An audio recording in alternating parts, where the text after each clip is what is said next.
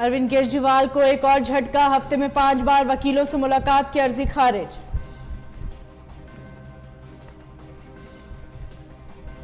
सपा महासचिव रामगोपाल पहुंचे चुनाव आयोग, चुनाव से पहले मतदाता सूची प्रकाशित करने का किया अनुरोध। बलरामपुर में स्वास्थ्य विभाग की बड़ी कार्रवाई, अवैध रूप से संचालित अस्पताल को किया सील, संचालन को नोटिस जारी। मौलाना मदनी पर एसटीएफ ने कसा नकेल, अवैध हलाल सर्टिफिकेट मामले में होगी पूछताछ, हजरतगंज कोतवाली में केस दर्ज। औरैया पुलिस को मिली बड़ी सफलता, एक महिला समेत 3 तस्कर गिरफ्तार, भारी मात्रा में गांजे की खेप बरामद।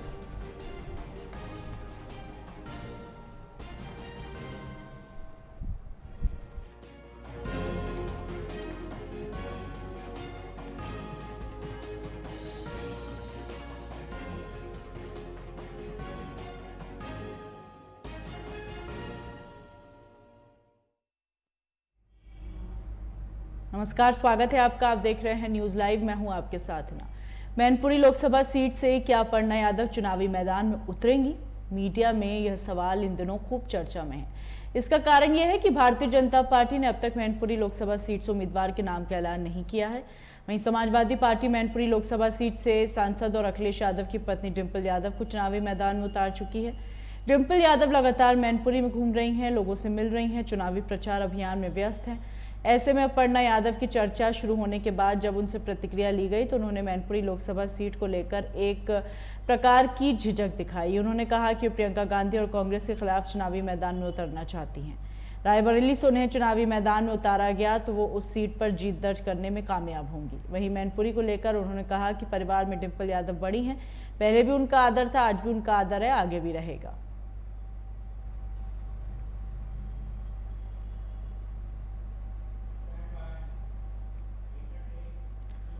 भाजपा प्रदेश अध्यक्ष लोकसभा चुनाव की तैयारियों का जायजा लेने बदायूं पहुंचे, जहां सबसे पहले उन्होंने भाजपा की वर्तमान सांसद संघमित्रा मौर्य से मुलाकात की। संघमित्रा मौर्य बीते दिनों मंच से रोते हुए वायरल हुई थी और तभी से कयास लगाए जा रहे थे कि वो शायद टिकट कटने से नाराज हैं। वहीं टिकट काटने के सवाल पर प्रदेश अध्यक्ष ने कहा, चुनाव में टिकट वितरण का काम राष्ट्रीय चुनाव कमेटी का होता है, वो किस व्यक्ति को कहां से चुनाव लड़ाएंगे यह चुनाव समिति तय करती है। अब संघमित्रा का टिकट बदायूं से काटा है तो पार्टी उन्हें कहीं न कहीं कोई बड़ी जिम्मेदारी देने की सोच रही होगी। तैयारी की दृष्टि से आज बदायूं के लोकसभा क्षेत्र की चुनाव की संचालन समिति की हम लोगों ने बैठक की है और मतदान से पहले तक के काम जो पार्टी को, संगठन को करने, उन कामों की रूपरेखा, कार्य योजना हम लोगों ने सब में मिलकर बनाई है। भारतीय जनता पार्टी हमारा कार्यकर्ता आधारित जन संगठन है और हम लोग हमेशा अपने कार्यकर्ताओं के कामों, सक्रियता, संपर्क और सरकार का जो हमारा कामकाज है, मोदी जी के नेतृत्व में पूरा लेखा जोखा लेकर हम लोग अपने एजेंडे के साथ जनता के बीच में है। और मुझे विश्वास है माननीय प्रधानमंत्री जी का जो संकल्प है अब की बार 400 पार का, उत्तर प्रदेश भी उसमें अपना अमूल्य योगदान देगा। कल आपको बरेली में एक ऑडियो वायरल होने के बाद आप संतोष जी ने बुलाया था, उसमें फिर जो है हंगामा हो गया। संतोष जी ने नहीं बुलाया था, आपको गलत सूचना है। मैं संतोष जी हमारी पार्टी के सीनियर नेता था और भाजपा के संस्थापक सदस्यों में से एक। मैं उनसे मिलने गया था, कुछ व्यक्तिगत विषयों को लेकर उनके मन में कुछ पीड़ा थी। हमने आपस में बातचीत करके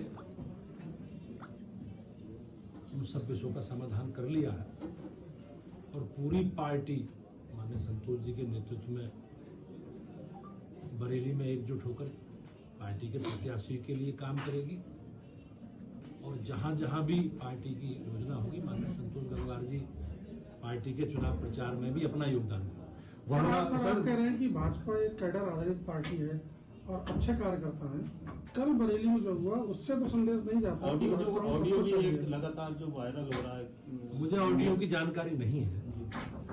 मुझे संतोष जी के यहाँ कुछ लोगों ने आक्रोश व्यक्त किया था एक विषय को, लेकिन उसके बाद बातचीत होकर हम लोगों ने सब लोग सहमत हैं और सबकी दिशा एक है।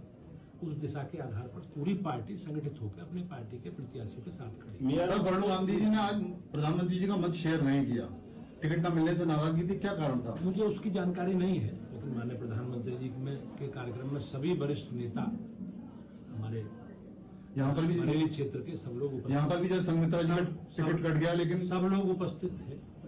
समाजवादी के शिवपाल जी कह रहे हैं हमारा चुनाव लड़ाएंगे। बड़ी संख्या में लोगों ने माननीय प्रधानमंत्री जी का बरेली क्षेत्र के स्वागत किया है। मित्रा जी को आगे काम तो पार्टी कोई ना कोई अपने कार्यकर्ता के लिए काम, इतना बड़ा हमारा परिवार है और हमारे पास सर चर्चा यह है कि उन्हें मैनपुरी से भी लड़ाई कराना है। वहाँ भी 2 बड़ी मीटिंग हुई, मोदी जी की ये कि हमारी रैली थी, उसमें पहली रैली में सभी हमारे घटक दलों के सहयोगी माननीय जयंत चौधरी जी, माननीय संजय निषाद जी, माननीय ओम प्रकाश राजभर जी, माननीय अनुप्रिया पटेल जी, सारे एनडीए के जो उत्तर प्रदेश में हमारे घटक सहयोगी हैं, सब लोग एक साथ थे। अगले दिन शाहपुर में मुजफ्फरनगर में माननीय अमित शाह जी की, गृह मंत्री जी की रैली थी, उसमें जयंत चौधरी उपस्थित थे। तो सब कार्यक्रमों में सबका उपस्थित रहना कोई आवश्यक नहीं है जी, सबके अपने कार्यक्रम लगे हैं। अब जैसे हम लोगों को भी कहा गया कि हम लोगों को भी अब माननीय प्रधानमंत्री जी की सभी रैलियों में नहीं रहना, तो काम प्रभावित होता है, हम लोगों के अपने काम है। तो पार्टी जहां जहां जिसका उपयोग समझ रही है, हम सब लोग, हमारी कोऑर्डिनेशन की समिति है सब घटक दलों की, हम सब बैठकर जहां जिसका उपयोग होता है हम उसका उपयोग करके उनके प्रवास के काम। नहीं वो कहानी जुड़ी थी। उत्तर प्रदेश के मैनपुरी में सांसद डिंपल यादव पहुंची। उनके साथ एक बार फिर उनकी बेटी अदिति यादव मंच पर दिखाई दी। उन्होंने कोई भी वीआईपी ट्रीटमेंट लेते हुए कार्यकर्ताओं के बीच अपनी जगह खोजी। अदिति के इस अंदाज ने समर्थकों और कार्यकर्ताओं का दिल जीत लिया। उनकी सादगी लोगों के मन को भा गई। उन्होंने लोगों से मां डिंपल यादव को दोबारा संसद भेजने की अपील की। मौजूद समर्थकों ने भी उनसे डिंपल को दोबारा जितवाने का वादा किया और इसके बाद डिंपल यादव ने बीजेपी पर निशाना साधा। उन्होंने कहा, जब इंडिया गठबंधन हुआ था उस समय सबसे ज्यादा परेशान भाजपा हुई थी। इंडिया गठबंधन बहुत मजबूती से चुनाव लड़ रहा है और लोगों का समर्थन मिल रहा है। समझती हूँ जब इंडिया का गठबंधन हुआ था तो सबसे ज्यादा कोई परेशान था उस समय तो भाजपा थी, और जहाँ पे हर जगह गवर्नमेंट ऑफ इंडिया लिखा जाता था तो गवर्नमेंट ऑफ इंडिया बोलने में भी हिचकिचा रही थी। तो मैं समझती हूँ इंडिया गठबंधन जो है बहुत ही मजबूती के साथ पूरे देश में चुनाव लड़ रहे हैं और कट्टरता से लड़ रहे हैं। और मुझे खुशी इस बात की है कि लोगों का समर्थन लगातार इंडिया गठबंधन को मिल रहा है और जिन प्रदेशों में रीजनल पार्टीज हैं, क्षेत्रीय दल हैं, उन प्रदेशों में लोगों का समर्थन उन क्षेत्रीय पार्टियों को भी मिल रहा है लगातार। हिंदुइज्म में बहुत बड़ी कहावत है कि प्राण जाए मगर वचन ना जाए, और जहां भाजपा की सरकार आई थी और उन्होंने कहा था कि सबसे पहले 14 लाख रुपए लोगों के अकाउंट में पहुंचेंगे, बात यहां से शुरू करते हैं। उसके बाद कहा था कि 2 करोड़ लोगों की नौकरियां लगेंगी युवाओं की हर प्रति वर्ष। उसके बाद कहा था कि गैस सिलेंडर जो है बहुत सस्ते और मुफ्त मिलेंगे। उसके बाद कहा था कि पेट्रोल डीजल के दाम कम कर दिए जाएंगे। तो इस तरह की बहुत सारी बातें कही गई, जहां कहा गया था कि जो बिजली की व्यवस्था है में सुधार लाया जाएगा, जहां कहा गया था कि आवारा पशुओं की जो परेशानियां हैं जिससे हमारा किसान त्रस्त है आज, उसमें भी सुधार किया जाएगा, उन परेशानियों को हटाया जाएगा। कहीं ना कहीं यह सरकार जो जो बातें कहती आई है उन सभी में विफल रही है और मुझे पूरा भरोसा है कि लोगों का साथ, समर्थन और प्यार समाजवादी पार्टी के साथ है। आ रहे हैं, आना भी चाहिए। तो मैं, क्योंकि आपने बात उठाई है, तो मैं मैनपुरी क्षेत्र के सभी लोगों को कहूँगी जो भी बाहर है वो वापस आए और बढ़ चढ़ के इस चुनाव में हिस्सा ले और वोट करें। मैडम नहीं थोड़ी उड़ा के बोली थी, इस बार बुलाए, उससे पहले बुलाए जाते, इस बार ही कहीं खलबली मची हुई है शासन को कि कहीं ना कहीं लोगों के जनाधार में उनको घटता हुआ दिखाई दे रहा है, क्योंकि लोग खुश नहीं हैं, क्योंकि लोग समझ रहे हैं कि इनकी करनी और कथनी में बहुत फर्क है और इनकी जो नीतियां हैं वो लोगों को कहीं ना कहीं पिछाड़ रही हैं। मैडम की इंस्टीट्यूशन का दुरुपयोग कन्नौज में भी किया गया था, मैनपुरी में पिछले चुनाव में किया गया था, और हमारे जितने भी समर्थक हैं, पार्टी के जितने भी नेता हैं और जितने भी हमारे लोग हैं, उन्होंने मजबूती के साथ और बहुत चालाकी से इस शासन के जो प्रभाव है और जो शासन का जो ये सख्त रुख है उसका सामना किया था। और आप देखेंगे कि इस बार का भी जो रिजल्ट रहेगा वो पिछली बार से भी अच्छा रहेगा। अगर जयवीर सिंह प्रत्याशी होते मैं समझती हूँ इससे अच्छी कोई बात ही नहीं हो सकती है। सांसद जी, मैनपुरी जो वोटर्स है वो नंबर 1 पे यादव वोटर्स आता है। बीजेपी मोहन यादव को यहाँ चुनाव प्रचार में भेज रही है लोकसभा चुनाव को लेकर, कैसे देखते हैं? मैनपुरी जो पूरा क्षेत्र है ये समाजवादी विचारधारा की भूमि रही है और मैं समझती हूँ जो विचारधारा यहाँ से निकली वो पूरे प्रदेश में गई, जिसकी वजह से लोगों में समानता आई, संपन्नता आई और लोगों ने भाजपा पर विश्वास करके उन्हें सरकार में चुना। लेकिन जिन बातों के साथ चुना गया भाजपा को, उन सभी बातों में वो नाकामयाब कहीं ना कहीं साबित हुई है और लोग त्रस्त हैं, परेशान हैं। और मैं समझती हूँ कि पूरा साथ समर्थन समाजवादियों को यहाँ की जनता का मिलेगा।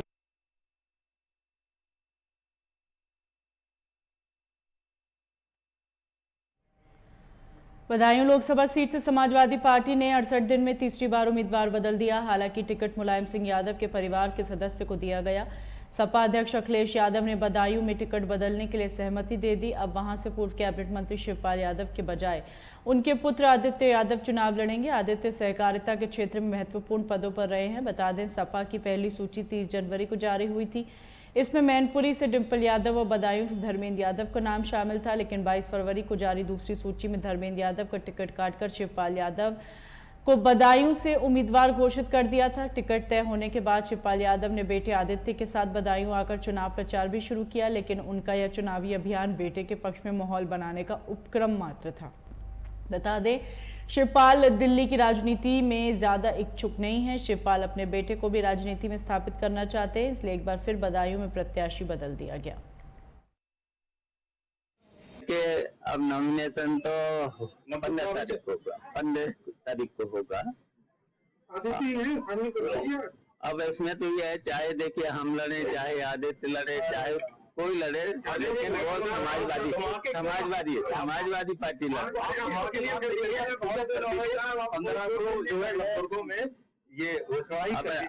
देखिए 9 दुर्गा आने वाले हैं ना,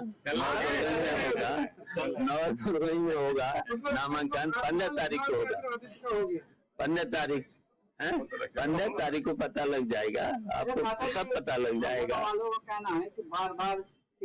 भाजपा समर्थित कुछ अधिकारी, हम तो घूम ही रहे हैं, चारों तरफ घूम रहे पूरे 5 विधानसभा में, तो जो भी प्रधान हैं, बीडीसी सदस्य हैं, ब्लॉक प्रमुख हैं, जिला पंचायत सदस्य हैं, इन पर कुछ भाजपा समर्थित लोग दबाव डाल रहे हैं। अधिकारी लगा रहे हैं या नेता लोग हैं? नेता भी हैं, साथ उनके कुछ अधिकारी हैं। कुछ अधिकारी हमने बताए हैं भाजपा समर्थित, तो उनके शिकायत करने आए हैं और ये उनके खिलाफ कार्रवाई होना चाहिए। अगर कार्रवाई नहीं होती है तो मुझको शिकायत करना पड़ेगी, आयोग को शिकायत करना पड़ेगी, मिलना जाना पड़ेगा, सब कुछ करना पड़ेगा। तो इसलिए हम आए थे, आज डीएम साहब से आए हैं। डीएम साहब जिले के निर्वाचन अधिकारी हैं, तो उस पर कार्रवाई करें।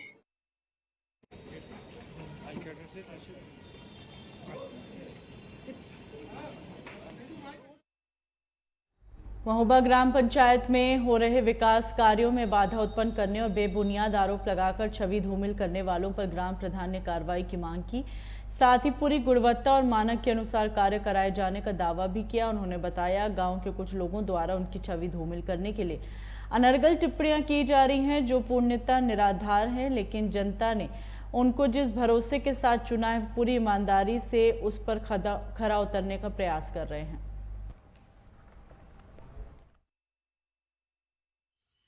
मेरा नाम संतोष राजपूत है। मैं देवगनपुरा ग्राम पंचायत विकासखंड पनवाड़ी जिला महोबा से हूँ। मैं आपको ये बताना चाह रहा हूँ कि इस गांव में मैंने अभी अपने कार्यकाल में एक पंचायत सचिवालय बनवाया है। वहाँ पे गांव के जितने भी ग्रामीण हमारे जिनकी जो समस्याएं होती हैं वहाँ पे मैं सुनता हूँ। हमारे पंचायत के जो सचिव हैं मिस्टर निर्देश पटेल जी वहाँ आते हैं और हमारी जो लेखपाल महोदया हैं मेघा चतुर्वेदी जी वो भी वहाँ पे उपस्थित होती हैं, जो उनका दिन निश्चय किया गया है। और वहाँ पे हम पूरे गांव के सभी ग्रामवासियों की समस्या का समाधान सुनते हुए करते हैं। आज की डेट में अगर मैं बात करूं तो मेरे कार्यकाल के दौरान मैंने कुछ काम कराए हैं, जैसे कि आपका आरआरसी सेंटर हो गया, नाली निर्माण हो गया, विद्यालय में साफ़ सफाई के लिए मैंने वहाँ पे नाली बनाई, पेंटिंग वगैरह कराई। अभी हाल फिलहाल में आप मौके पे देख सकते हैं, ये गांव की एक बहुत ही मेन सड़क है देवनपुरा ग्राम पंचायत के अंदर, उसका काम मैंने पिछले 1 हफ्ते से मैं कर रहा हूँ। सीसी निर्माण का कार्य जारी है, जो कि मैं अपने व्यक्तिगत खर्चे पे कर रहा हूँ। अभी ऐसा कुछ भी 2 पार्ट में है और 2 पार्ट में मैंने सीसी कार्य का निर्माण कार्य कराना प्रारंभ किया। तब से मैं देख रहा हूँ कि जब भी मैं कोई काम अच्छा कराता हूँ इस गांव के लिए, ग्रामवासियों के लिए, तो कुछ अराजक तत्व जो बाहर के भी हैं और गांव के भी हैं, दबंग लोग, जो मुझे बहुत परेशान करते हैं और इसमें पूरी तरीके से असुविधा उत्पन्न करते हैं। अभी पिछले 2 दिन की बात है, मैं सीसी कार्य करवा रहा था और मुझे कुछ लोग धमकी देकर भी गए हैं और उन्होंने मुझे गलत तरीके से आरोप भी लगाया है। जबकि आप देख सकते हैं यहाँ पे 50 साल लगभग हो चुके हैं, यहाँ पे एक दलदल था, गंदगी थी, और भारत सरकार की जो मंशा रही है और आज भी है, स्वच्छता मिशन के तहत मैंने इस कार्य को लागू कराया। यहाँ पे 750 चक्कर मिट्टी भी डलवाई, उस गंदगी को, दलदल को हटाया और आज गांव के लोगों के लिए आवागमन के लिए ये सीसी निर्माण कार्य करा रहा हूँ। लेकिन फिर भी लोगों को रहा नहीं जा रहा और मुझे पूरी तरीके से धमकाया जा रहा है, गलत तरीके से आरोप लगाए जा रहे हैं। मैं प्रशासन से ये आशा रखता हूँ और ये उम्मीद भी करता हूँ कि वो मेरा पूरा सपोर्ट करें, सहयोग करें और गलत तरीके के जो व्यक्ति हैं उन पर पूरी तरीके से प्रशासन पूरी तरीके से उनसे ये आरोप लगाएं उन पे भी, और उनको भी रोकें ताकि विकास के कार्यों में मुझे दुविधा उत्पन्न ना हो। ठीक।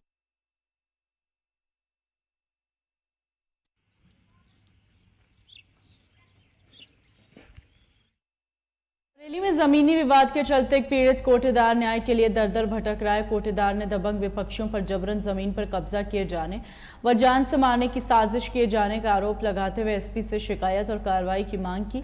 पीड़ित ने बताया कि दबंग विपक्षियों द्वारा जबरन उसकी जमीन पर कब्जा कर रहा था और जान से मारने की साजिश भी रच रहा था। इस मामले में एरिया चौकी व थाने में शिकायत की तो पुलिस ने कोई कार्रवाई नहीं की, जिसके बाद पीड़ित ने एसपी कार्यालय पहुंचकर न्याय की गुहार लगाई। विवाद है, हमारी बैनामे की ज़मीन पर लाल बहादुर पुत्र सुंदर लाल निर्माण कर रहे हैं और निर्माण का श्रेय मतलब राम खिलावन सोनी, कमल सिंह बजाज दोनों लोग कर रहे हैं, मतलब दे रहे हैं उनको, और उन लोगों का बेनिफिट है कि हमारी हत्या हो जाए, कमल सिंह और राम खिलावन सोनी की। ये लोग ऑलरेडी हमारी हत्या की साजिश करते हैं और आज 7 साल से हमको मेंटल किए हैं। हमारे पास मोहरम सीमेंट की दुकान तक हमको सब मतलब हताशा कर दिया। अब एकदम मेंटल होने की स्थिति में हैं हम, तो न्याय के लिए आए हैं कप्तान साहब के पास। मामला क्या था?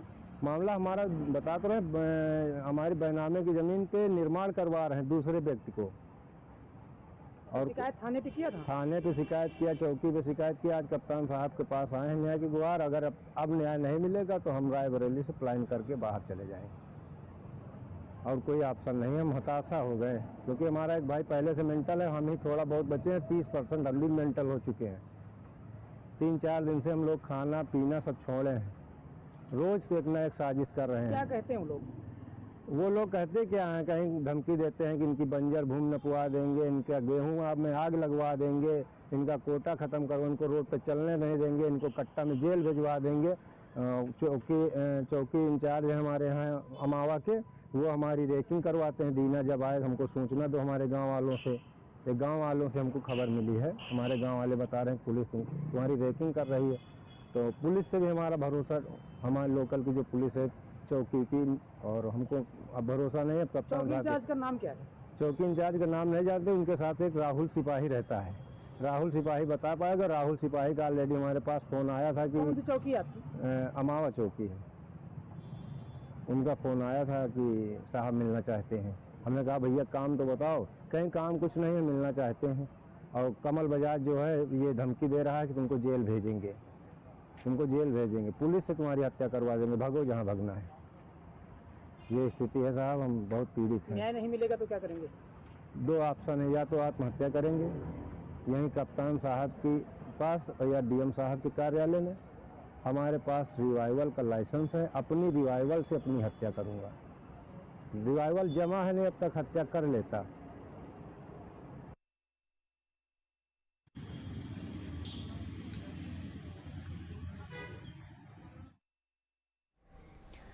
बिजनौर के अफजलगढ़ इलाके में दबंगों कहर देखने को मिला, जहां एक होटल मालिक को दबंगों से खाने के पैसे मांगना महंगा पड़ गया। खाने के पैसों को लेकर ग्राहकों और होटल कर्मचारियों में मारपीट हो गई। विवाद में जमकर लाठी डंडे, लात, घूस और कुर्सियां चली। वहीं मारपीट का लाइव वीडियो सोशल मीडिया पर वायरल हो रहा है। होटल स्वामी की तहरीर पर पुलिस केस दर्ज कर मामले की जांच में जुटी है। शिवपुरी परिसर थाना क्षेत्र अफजलगढ़ में कुछ अज्ञात व्यक्तियों द्वारा खाना खाने के बाद पैसे के लेन देन को लेकर मारपीट करने के संबंध में एक वीडियो वायरल हुई थी। इस संबंध में वादी श्री उमेश गुप्ता द्वारा दिए गए प्रार्थना पत्र पर मुकदमा पंजीकृत कर दिया गया है। अभियुक्त गणों की शीघ्र ही गिरफ्तारी कर विधिक कार्रवाई की जाएगी।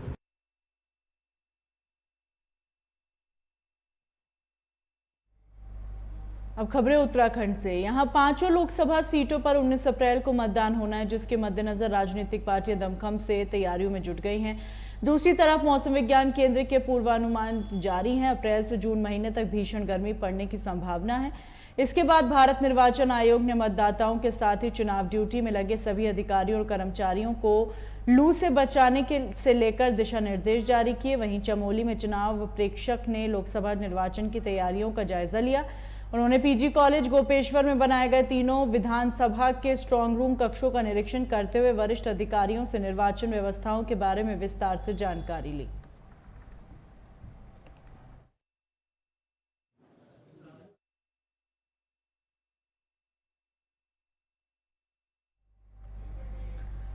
प्रतापगढ़ विधानसभा के लंबगांव में युवा कांग्रेस के नवनियुक्ति प्रदेश महासचिव कपिल जोशी के नेतृत्व में युवा सम्मेलन का आयोजन किया गया, जिसमें प्रदेश प्रभारी युवा कांग्रेस शिवी चौहान बतौर मुख्य अतिथि में शामिल हुए।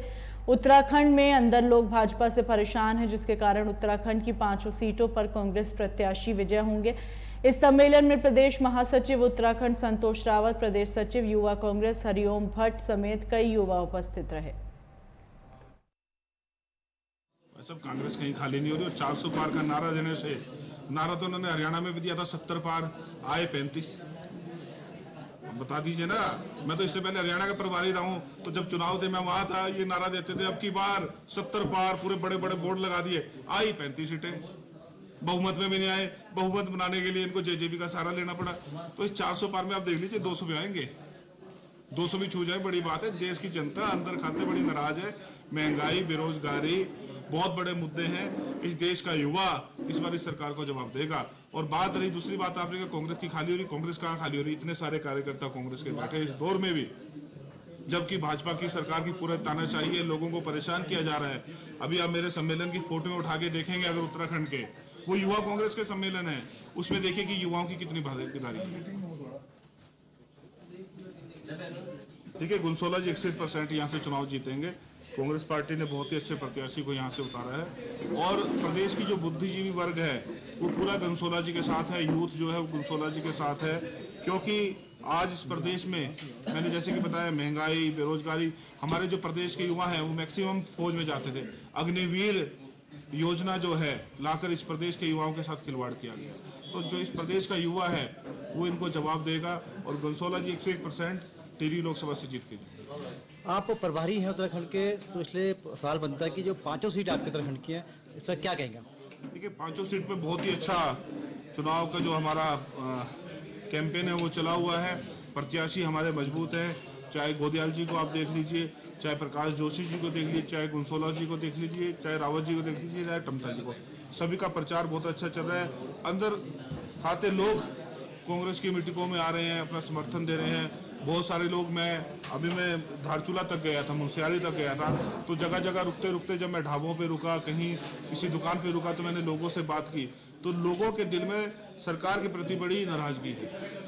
और मैंने बताया अंडर करंट है, जब नतीजे आएंगे तो आपको दिखेगा कांग्रेस पार्टी बहुमत से यहाँ से 5 सीटें जीत के जाएगी। आपका बहुत बहुत धन्यवाद। और मैं आपके चैनल के माध्यम से बताना चाहता हूँ कि टिहरी लोकसभा और कांग्रेस बम्पर वोटों से हम लोग जो है 5 की 5 विधानसभा सीट जीतेंगे। और भाजपा की जो रीति और नीति है उनकी कहने में और कथनी में बहुत फर्क है। और मैं इस प्रदेश की बात करूं तो हाकम जो है सरकारी बांट रहा था और इनके जो एजेंट हैं वो अर्थशास्त्र के बांट रहे हैं। तो इसलिए हम कांग्रेस पार्टी जो है मजबूती के साथ खड़े हैं और हम निश्चित तौर पर भारी मतों से जो यहाँ पे विजयी हैं।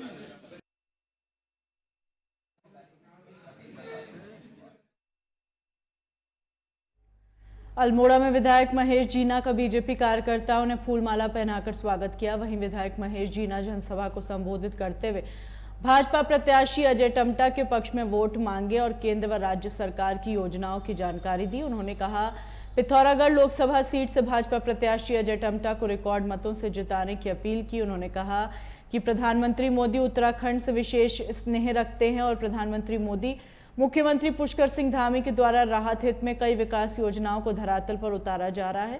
अब की बार 400 पार के नारे को पूरा करना है।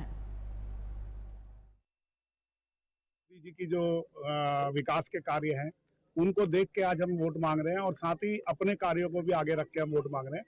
आज मोदी जी की मेहरबानी से आप देख ही रहे हैं, सभी को किसान सम्मान निधि मिल रही है, 5 लाख का आयुष्मान कार्ड बना है और ये तो जो सुविधाएं हैं ये तो मतलब कुछ माने नहीं रखती। जो आज मोदी जी ने देश के लिए हमारे जो तिरंगे का जो सम्मान है आज उसको दिया है। हम कहीं भी देश के किसी भी हिस्से में अपना तिरंगा झंडा फहरा सकते हैं। ये सम्मान जो सभी नागरिकों को मिला है इससे बड़ा कोई सम्मान नहीं। और साथ ही आपने देखा 370 की धारा हटा दी गई है और हमारे पूरे उत्तराखंड के लिए मोदी जी ने कहा है कि अगला जो तीसरा जो दशक है वो उत्तराखंड का दशक होगा।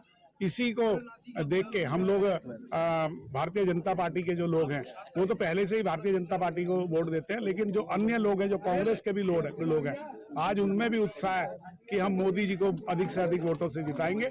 और हम भी जहां जहां जा रहे हैं आप देख ही रहे कितनी भरपूर मात्राओं में बुजुर्ग महिलाएं सभी जो है हमारे स्वागत के लिए और मोदी जी को वोट देने के लिए लालेत हैं। यहाँ तो ऐसा लग रहा है कि 19 तारीख की जगह कल ही वोट होते तो कल ही सब लोग वोट देने के लिए सबके मन में उत्सुकता है। माननीय विधायक जी ने किया, यहाँ लोगों में बहुत उत्साह है क्योंकि इस बार जो मोदी जी का नारा है 400 पार का वो पार होने जा रहा है। बाकी क्षेत्र में हमारे इतने विकास कार्य हैं, उन विकास कार्य को लेकर हम जनता के बीच में जा रहे हैं और हमारे माननीय पुष्कर सिंह धामी जी और सल्ट विधायक महेश जीना जी के कार्य को लेकर हम जनता के बीच में जा रहे हैं। हम मानते हैं कि जो विपक्षी पार्टी है वो कुछ भी नहीं रही। आज तक देखिए इस सल्ट विधानसभा में कांग्रेस का तो कोई कार्यालय भी नहीं है, तो इसमें लोगों ने मन बना लिया कि कांग्रेस का तो यहाँ से जड़ नामो निशानी मिटा के भारतीय जनता पार्टी कमल के फूल अजय टम्टा जी को भारी मतों से विजयी बना के उनको रिकॉर्ड तोड़ बहुमत से जिताकर यहाँ से भेजना है। और साथ साथ ही हमारे जो उत्तराखंड में जो वोटिंग मत परसेंट जो 60% था, हम लोगों के बीच में केंद्र सरकार की और राज्य सरकार की योजनाओं को लेके जा रहे हैं कि उस मत को बढ़ाकर हम उसको बढ़ाए 80 या 85% करने जा रहे हैं। इसी के साथ जो 400 को नारा है मोदी जी ने दिया है उस लक्ष्य को पार होने जा रहा है और क्षेत्रीय जनता बहुत ही उत्साह है कि जो मोदी जी ने जो गरीब परिवारों को जो योजनाएं से लाभ मिला है उसको लेकर हम लोगों के बीच में जा रहे हैं। इस बार जो हमने 400 का नारा दिया है मोदी जी ने वो 400 का नारा दिया है वो पार होने जा रहा है। इसी के साथ जय हिंद जय भारत। मोदी जी के नाम से वोट दिए जाएंगे और इस क्षेत्र के माननीय विधायक श्री महेश जीना जी के कार्यों से लोग प्रभावित है और मेरा भी पूरा प्रयास रहता है क्योंकि मैं वर्ष 2007 से माननीय विधायक जी के कार्यालयों का कार्य देखता हूँ और मुझे पूरी जानकारी है कि मैं चल भी नहीं पाते। मैं दोनों विकास खंडों में रहा हूँ। मैं एक सरकारी अधिकारी के बतौर दोनों विकास खंड 16 साल से मैं कार्य करते रहा हूँ और यहाँ की जनता मुझे पूर्ण रूप से जानती है और मेरा भी पूरा प्रयास रहा है कि मोदी जी के कार्यकाल में आगे बढ़े और 400 को पार करें। इसी लक्ष्य के साथ मैं भी जनता के साथ विधायक जी के साथ रह रहा हूँ और मुझे पूर्ण आशा है कि हम 400 पार जरूर करेंगे। धन्यवाद।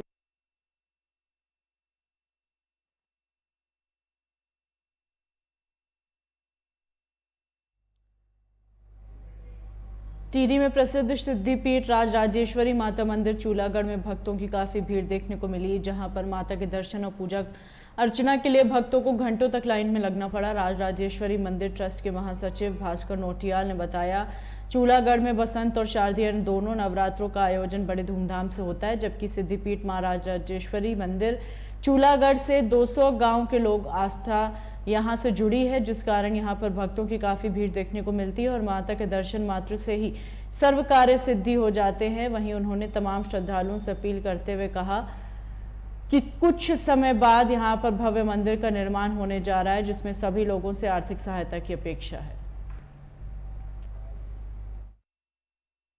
यहाँ काफी भक्तों की भीड़ है अभी पूजा शुरू हुई है, लोग दर्शन कर रहे हैं और बड़ी आस्था और लगन से यहाँ आए हुए हैं, दूर दूर से लोग यहाँ आए हुए हैं।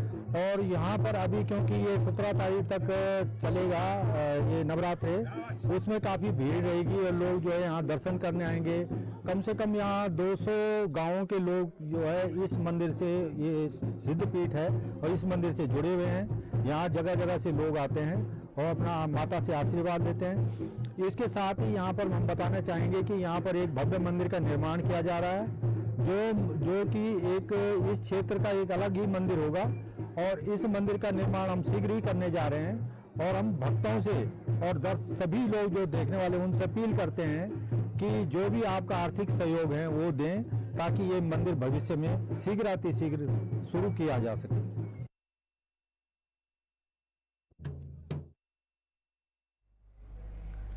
उत्तरकाशी में टिहरी सांसद प्रत्याशी ने नवरात्रि के पावन पर्व पर देवी मां गंगे की पूजा अर्चना करते हुए आशीर्वाद दिया और ग्रामीणों ने बॉबी पवार का फूल मालाओं से स्वागत किया और समर्थन नारेबाजी की।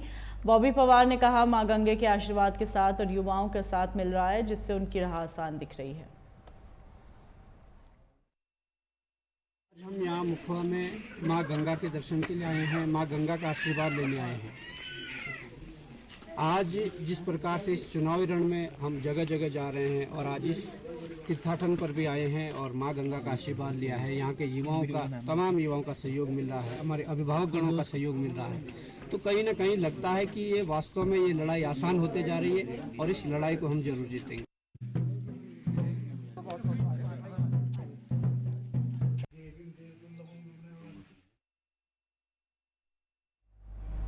इन्हीं खबरों के साथ बुलेटिन में फिलहाल इतना ही। दीजिए इजाजत।